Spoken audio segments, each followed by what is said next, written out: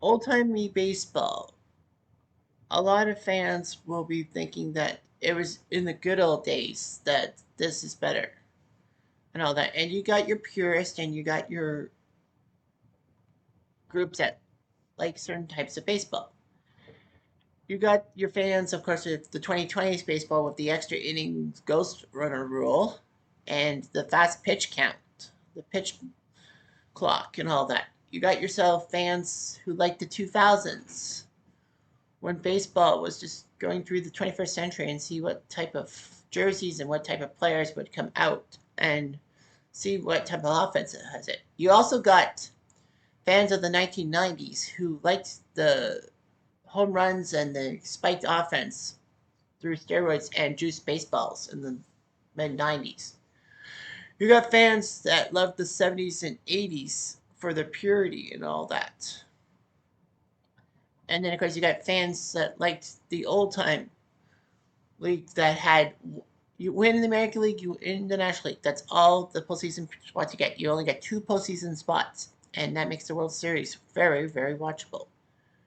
But of course, there are people that probably look at the 1900s baseball and find it very much non recognizable for obvious reasons. I mean, it is 120 years old. But the fact of the matter is that baseball in the 1900s, in what they call the dead ball era, were all about the pitching. Offense was just non existent at times. And you look at baseball and you're thinking offense sucks. But what if I told you that someone from that bygone era actually was a National League champion but did not play in the World Series? And no, it was not strike ridden like the 1994 Expos got bit. What if this team got bit by their own stupidity and their own selfish desires? Well, let's take a look at the 1904 New York Giants. You've got Jeff Diamond, you've got one man, you've got a hat, a bat, and that's definitely not all. You got the bleachers, got it from spring to fall, you got a dog, a drink, and that umpire's call. What do you want? Let's play what if. Okay, okay, Cutter, do some what ifs. Okay, okay, Cutter, do some what ifs. So the New York Giants, as a baseball team, this is baseball, this is not football. It's like the St. Louis Cardinals. Like they had the baseball team first and then football came about. And the team were the Cardinals, the St. Louis Cardinals for 27 seasons. But we're talking about the New York Giants in baseball in the 1900s. In the 1900s, baseball was a whole lot different. Pitchers were just basically dominating. Hitting was just like sacrifices and looping singles and stealing bases and all that. Home runs were not really big because, the fences were very deep, like 400 feet across. Not the 325, 400, 325 dimensions we're used to. But the New York Giants were one of the first dynasties in baseball. The Giants franchise actually started in 1885 as Jim Moultrie actually named them My Boys, My Giants. So they were called the Giants. So this New York-based team had a manager icon by the name of John McGraw, akin to the Philadelphia Athletics with Connie Mack. John McGraw was basically the National League's top manager personified and stayed with the Giants for 3 decades. John McGraw was known as a very good manager and all that, and could get a lot from his team and all that. Of course, when we're talking about the 1904 Giants, so we're going to kind of skip over the first few seasons of the Giants franchise. However, the Giants were involved in one of the biggest gaffes in 1908 and 1912. 1908, in a regular season game against the Cubs, Fred Merkle was on first base when Al Bridwell hit a looping single, scoring the winning run, and Merkle, in a special league, forgot to pitch second. Most games actually ended with just the hit, and you didn't need to touch second base like they did nowadays. However, the rules were different. However, Johnny Evers of the Cubs knew the rule and wanted that baseball. But the Giants organization made it so easy to get rid of that baseball. They're like, we don't want that baseball. Because, that would be the third out. But somehow, in some way, Evers either he had the ball, the real ball, or a fake ball, touched second base. Merkel was called out for not touching second after that hit. And the field had to be cleared. But by the time the field had to be cleared, it was actually twilight. Like, remember, baseball was not played at night. So that game was ended in a 1-1 tie and would not be played unless it was necessary. Unfortunately for the Giants, it was necessary as they and the Cubs tied for first in the NL. And of course, they had to play that one game all over again, which Cubs beat the Giants 4-2. Fred Merkel was hated on by lots of people. However, John McGraw kept Merkel along as much as possible. And in 1912, when the Giants were facing the Red Sox in the World Series in the final game of the World Series in Boston's Fenway Park, which definitely was not the Fenway Park we know and love now. Fred Snodgrass, a usually reliable outfielder, muffed a fly ball and got the runner to second base. It was known as the $100,000 muff because, well, the Red Sox won that game, and that was the difference between money for shares between the winning team and the losing team. But McGraw, to his credit, kept Snodgrass on the team and gave him a $1,000 pay raise. The Giants were huge in all of that. They had Christy Mathewson, known as Big Six, because he apparently had an extra finger on his hand, and he could throw balls a lot better. And all that. The New York Giants would crawl much, but by the 20s and 30s, they actually took care of the Yankees twice in the World Series, but then the Yankees got their revenge. Anyway, the Giants had stars like Bill Terry, Mel Ott, Carl Hubble, and Freddie Fitzsimmons. And the Giants were still in New York when Willie Mays made his Major League debut in 1951. Mays, as a rookie, would not realize that the New York Giants would be going through a pennant chase in 1951 with the Brooklyn Dodgers. So it was Giants-Dodgers in 1951, and practically it went down to a tie, which meant a 3-game playoff, which the National League set up. The American League would be a 1-game playoff, but yeah, the National League 3-game playoff. The Giants beat the Dodgers at Ebbets Field in Game 1, and then Games 2 and 3 at the Polo Grounds. The Dodgers got revenge by Clem LeBun. And then Game 3 was the famous shot heard around the world by Bobby Thompson. Down by 2, Bobby Thompson got a pitch from Ralph Branca, a 1-0 pitch, and hit it deep to left field. And of course, you know how Polo Grounds were very short on the left field line. It managed to get into the second deck. And the Giants won the pennant. Willie Mays was on deck when Bobby Thompson hit that home run. So the Giants went to the World Series, gave the Yankees a bit of a scare, but lost in 6. In 1954, they got back to the World Series and had to face the powerful 111-win Cleveland Indians, which was strange because that was the first time in 6 years that the Yankees were not in the World Series. So anyhow, the Giants managed to sweep the Indians, even though they had great pitching.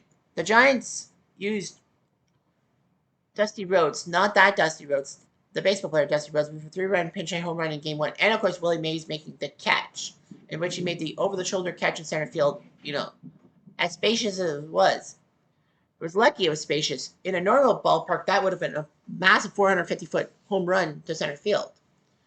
But, of course, it's the Polo Grounds, so Mays could be able to make the catch. And he had to throw the ball into the infield to make sure that the runner from second did not score on a sac fly.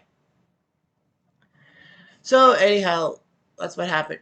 But unfortunately, the Giants were having troubles. The Polo Grounds was old, antiquated, and they did really figure out to find a new ballpark. The Giants were in over their heads. They would move, apparently, to Minnesota. The risk was they were going to go to Minneapolis because they couldn't get out of Polo Grounds. However, the Dodgers, as they were moving to Los Angeles, told the New York Giants to move to the West Coast with them, to San Francisco, and San Francisco agreed. And of course, That would be great because not only will the Dodgers Giants renew their rivalry out on the West Coast, but teams that had to go to the West Coast to play LA could play San Francisco too, and not have to travel as much. Of course, I would be probably talking about the San Francisco part of the Giants in this history, but because there is a separate entry for the San Francisco Giants, I'm not going to go through the San Francisco Giants part of the program. That'll be for that later. So we'll leave it at the New York Giants, and let's talk about the 1904 New York Giants. So let's look at the 1904 New York Giants season.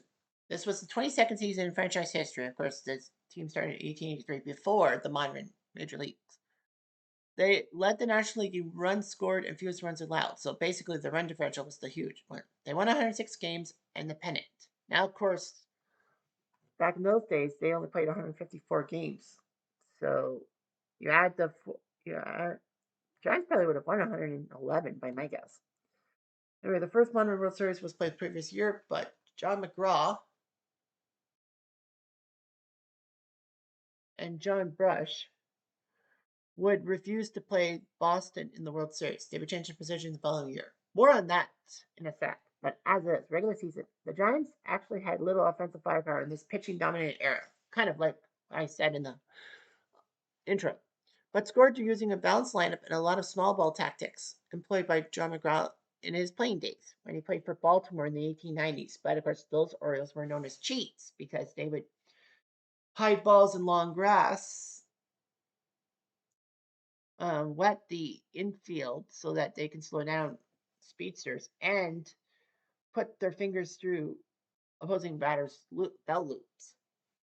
Nevertheless, there were some great stolen base people: Bill Dellin, Sam Mertz, and Dan McGinn. Now, a lot of people will say, isn't that the name of a Montreal Expos relief pitcher? No, that's Dan McGinn, Ginn. Anyway, they had one of the best pitching duels of all time, Joe McGinnity and Christy Mathewson, combined for 68 wins, a record for two pitchers on the same team. And I think that's still the record. That has to be the record because obviously nobody's won 30 games since Danny McLean in 1968. And nobody's won 25 or more since Bob Welsh in 1990. Things have been different. So anyway, the Giants won 106 games, crushing the Cubs by 13. They were 20-2 against the Boston Beaneaters, soon to be the Boston Braves. 19-3 against Brooklyn. So the Giants-Dodgers rivalry was huge. They were 11-11 against the Cubs. So the Cubs gave them a little bit of pause. The Reds, they were only 2 games above 500. Philly, they were 17-4. Pittsburgh, 12-10. They having trouble in St. Louis, 15-7. Of course, we don't count the ties. Nevertheless, Doc Marshall was picked up as a catcher by the Giants from the Boston Beaneaters. They had Red Ames, Christy Mathewson, Joe McGinnity, Dummy Taylor, who I think was mute, wasn't he? And Hooks Wiltz. I think he was.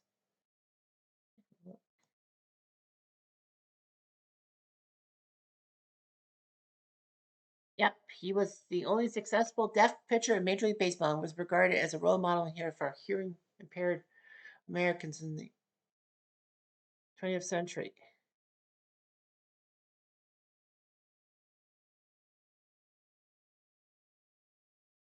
So yeah, he was it was huge and all that.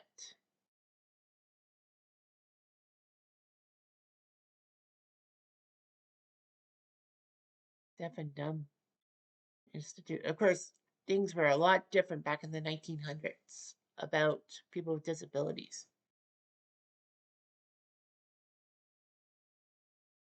So yeah, Dummy Taylor was he was born profoundly deaf and could communicate in sign language. He is credited with helping to expand and make universal the use of sign language throughout the modern baseball infield. And praised him.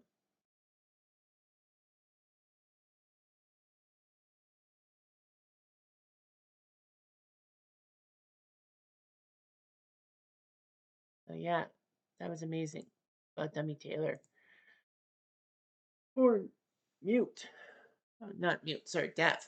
Anyway, Frank Bauer and Duck Marshall were the catchers. Dan Brothers, Bill Dallin, Art Devlin, Gilbert, Dan McGinn, and John McGraw. Yes, he was player manager back then. Outfielders Roger Bergeron, Mike Donlin, Moose McCormick, and Sam Mertz. Anyway, you got Warner, McGann, Gilbert, Devlin, Dolan, Bergeron, Brown, and Mertz as your main guys. The leader with 6 home runs was McGann. I guess home runs were more at a premium than I thought. But anyway, the pitching was huge. McGinnity was 35 and 8. Mathewson 33 and 12. Dummy Taylor 21 and 15. And Red Ames 4 and 6. So practically you got the pitchers pitching every fourth game or even third game. So they didn't have the arm wear and the anything. So anyway, I don't know what I'm talking about. Hooks Wiltz was 13 and 3. George Brown scored the most runs in the National League. Bill Dallin had the most RBIs and second in stolen bases. Christy Mathewson was the leader in strikeouts in the NL and second in wins, behind his teammate McGinnity, who were the leader in wins, ERA, but not strikeouts. He would have had the pitching triple crown. Sam Mertz was second in RBI and stolen bases. So practically, you had some good players. Unfortunately, though, there's one tiny little problem. Yes, the 1904 World Series was not played. It would have been contested between the Boston Americans, or the predecessor, of course, was the Boston Red Sox, and the New York Giants. So anyway, Boston actually had a tough time because Boston and the Yankees were, or the Highlanders as they were known as, were in a final weekend. Someone had to win, and Boston did it. The Giants easily won. With no formal arrangement in place between the two leagues because of the World Series, the Giants refused to play against a team that considered an inferior league. And to be honest, it was, because the American League was created as the second league to rival the National League. The resulting criticism from fans and writers caused John Brush, the owner, to reverse course and lead the effort to formalize the World Series between the two leagues. Thank goodness for that. There wasn't, I didn't know. Yeah, that's right. There was no formal World Series agreement in 1903. It was not compulsory. Pittsburgh and Boston arranged it with themselves. But yeah, it says there was a business rivalry between the two leagues. Of course, John Brush said there would be never be a series between the New York-based teams, the Giants and the Highlanders.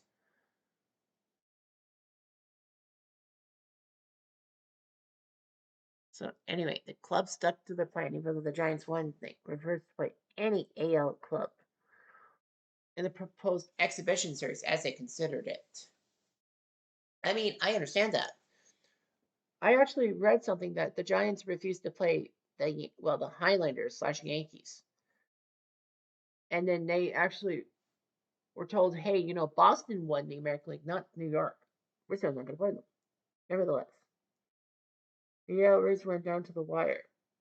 New York and Boston were battling tooth and nail. Boston won 3 of the last 4 games. And all of that. That's done by criticism of fans and writers. Brush drafted rules that both leagues adopted in mid-February 1905. The rules compelled the 2 winning clubs to participate and govern the annual determination of sites, dates, ticket prices, and division of receipts. These made the World Series the premier MLB event. The Giants would win the NL pennant and beat the Philadelphia A's, honoring the agreement and playing in the World Championship. They probably would have won back-to-back. Who knows? So anyway, the Giants and Red Sox would meet in the 1912 World Series. Of course, that was Snodgrass' muff.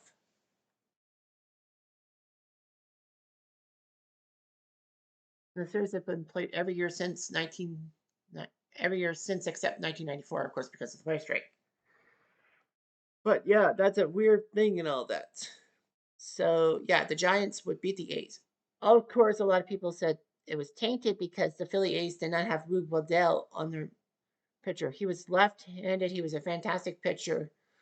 Unfortunately, he was horsing with a teammate and then broke his arm on a straw hat or something, allegedly. And that's when the Giants took care of the A's. But the Giants had a good pitching staff. So anyway, let's take a look at the 1904 World Series. Okay, so we have the matchup, and of course, the Boston Americans and the New York Giants.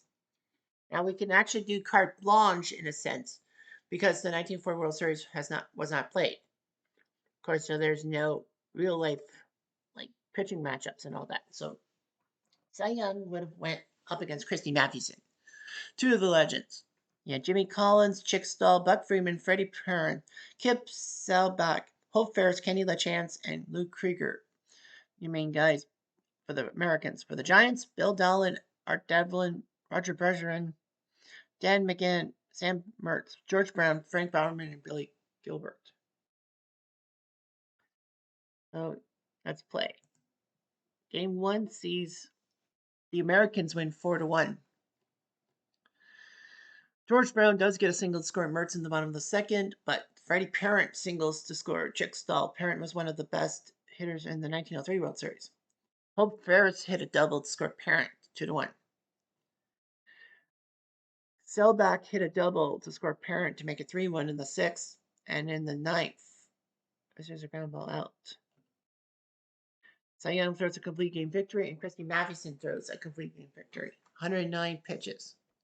Fans, what does that mean? Oh, that's just all that.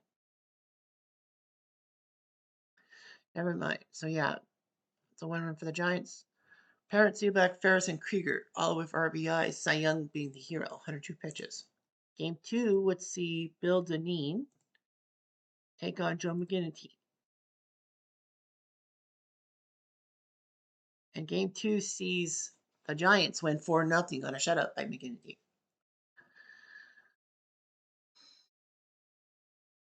George Brown hits a double in the fourth to score Mertz. Devlin grounds out to score McGinnity. Bergeron steals second, but Krieger threw a terrible ball, and the all runners take an extra base. McGann gets a double to score Bergeron to make it 4-0, and that was the end of the game. Joe McGinnity pitched all 9 innings, 94 pitches. Devlin, McGann, and Brown with RBIs. Dineen, 99 pitches in 8 innings. Of course, he couldn't pitch the ninth because the Giants were winning. So on to Boston. And it will be Dummy Taylor versus Jesse Tannenhill. So we are going with a 3-man rotation. So Taylor was practically the third pitcher on the team against Tannenhill. And it would be the Americans at Huntington Avenue grounds. And Huntington winning 3-0. So they get revenge. In the third, Jimmy Collins singles to score Tannenhill, who helped his own cause with a triple. DH, I don't need no stinking DH. I think Jesse Tannenhill pitched for the Pirates in 1903, did he not? Something doesn't smell right. Oh, he didn't pitch. He did pitch for Pittsburgh, but he didn't pitch in 1903 for them. He pitched for the Highlanders, such the Yankees. Did I know that? The more you know. So wait, DH, I don't know stinking DH. Parent gets a single to score Collins to make it 2-0. LaChance singles to score Sealback to make it 3-0. And that's it. Jesse Tannenhill pitches 9 innings, 113 pitches. Doesn't give up a run. Collins, Perrin, and LaChance score their RBI. Dummy Taylor, 102 pitches for the loss. Of course, this was in the age which complete games were the norm. One pitcher, no relievers. Game 4 would see the Americans win 3-1 again on home field. So Boston is looking good to take care of the Giants and make an upset. Kenny LaChance singles scores Selbach. Jimmy Collins hits a double in the fifth to score LaChance and Krieger. Parent makes a terrible play on a ground ball, and Gilbert reaches to score 3-1, and that was it. Cy Young does 101 pitches for the win, his second win of the series. Collins with 2 RBIs, LaChance with 1. Christy Mathewson loses again, 92 pitches. McGinnity and Dineen will go toe-to-toe. Let's see if McGinnity can do this magic in Game 5. The answer is yes, he can. The Giants will force a Game 6 with a 2-1 win. George Brown gets a single in the second. Lou Krieger singles in the fifth to score Sealback, but then Bergeron hits a single to score Dowlin. Make it 2-1. Few chances here and there, but nothing else. Dineen pitches all 9 innings, 108 pitches. McGinnity, 101 pitches for the win. So McGinnity's been basically the pitcher of record, if you will. So they have to go back to Tannenhill versus Taylor for game 6 of the series. And in the end, it was the Giants winning 3-2 to force a game 7. Now that Taylor, Sam Mertz hits a double to score Bergeron and McGinn. Make it 2-0. Stahl hits a single to score LeChance to make it 2-1. Hope Ferris in the 4th flies out to score Parent sac fly. McGinn hits a single to score Dolan in the bottom of the 5th. And that was it. Taylor pitched all 9 innings, 106 pitches. McGinn and Mertz for the RBIs. And Tannenhill losing the game, 108 pitches. So on to game number 7. Yep, it's Young versus Matheson, part 3. And in the end, it was somehow, in some way, the Boston Americans crushed the New York Giants 13-2. So the Boston Americans win the World Series in 7 games. I thought the Giants would have had it. I'm like, the Giants are going to come back to win game 7. I know. For the 3rd time, Cy Young takes out Christy Mathewson. Take out Christy Mathewson, and the Giants were 3-1 without Christy Mathewson pitching. Well, that kind of sucks.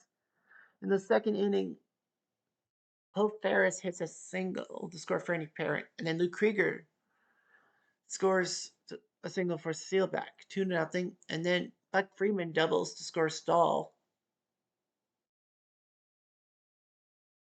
Kip Seelbach triples to score Freeman and Parent, and then LeChance singles to score Seelbach. So the Americans were up 6-0. It was like, well, this is over. And then in the 4th, Buck Freeman doubles to score Young, who was on base with a triple. DH, I don't need no stinking DH. Freddie Parent singles to score Freeman. And then Hope Ferris doubles to score Parent and Seelbach. 10-0, and then Buck Freeman hits a double to score Stahl after Milligan comes in to pitch. The Giants make a pitching change, which is unusual. 11-0, and then Buck Freeman hits a 2-run home run to left field. Finally, a home run in the World Series.